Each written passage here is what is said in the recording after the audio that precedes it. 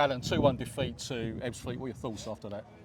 Disappointed to lose. Don't feel we were great today. I take some responsibility in that. I think I got the team selection wrong. I think I got the tactics wrong first half. Made a couple of changes. I'm still looking at players for next season. Decisions to be made on them. So shape for next season, different ways, and got it wrong. So I hold my hands up. Credit to them. Top team, strong team, physical team.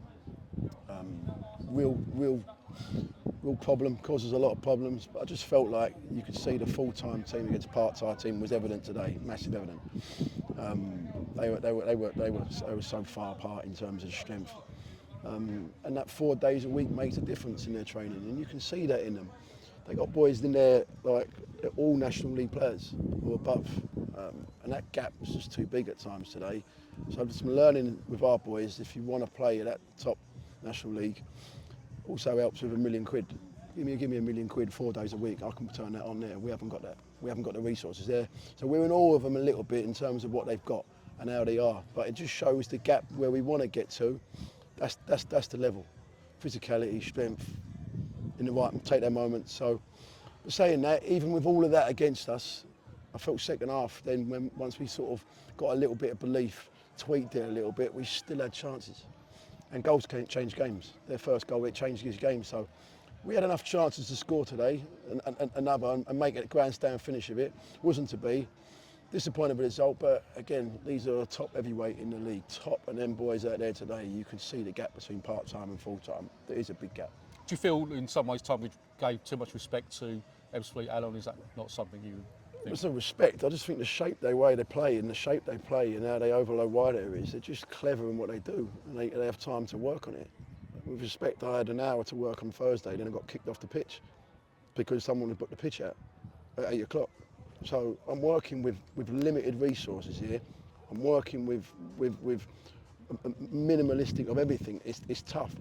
Like I said to them, they got 4 days they trained this week, and they're not excuses, they're facts. So the gap is so big. We've closed the gap slowly, but the little bits that I can't get to, you can see that in the difference today. So, look, fair play to Josh. I like him.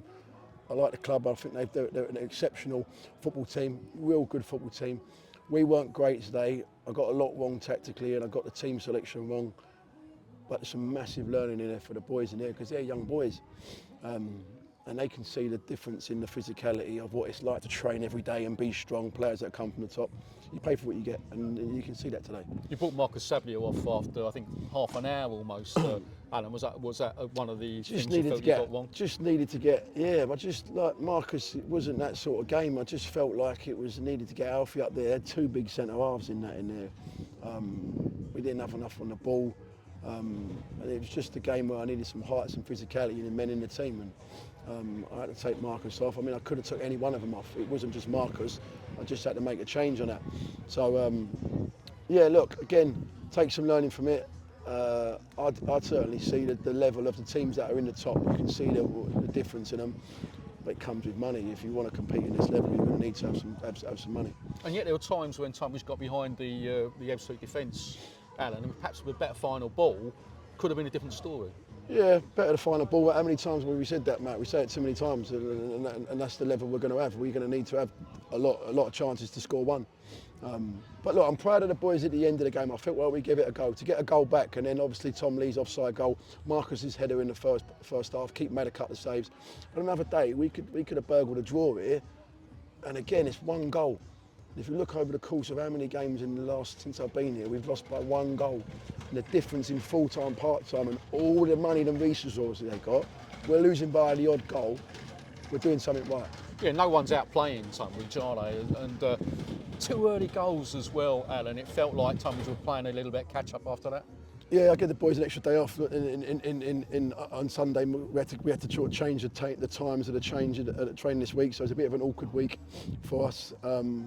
Time into the goal, not great, and just got caught cold a little bit. But look, they're going for the playoffs. Our season's sort of filtering out a little bit, where you can see that a little bit. We're safe, and subconsciously, players at this level, you're going to drop a little bit, and your mindset's different.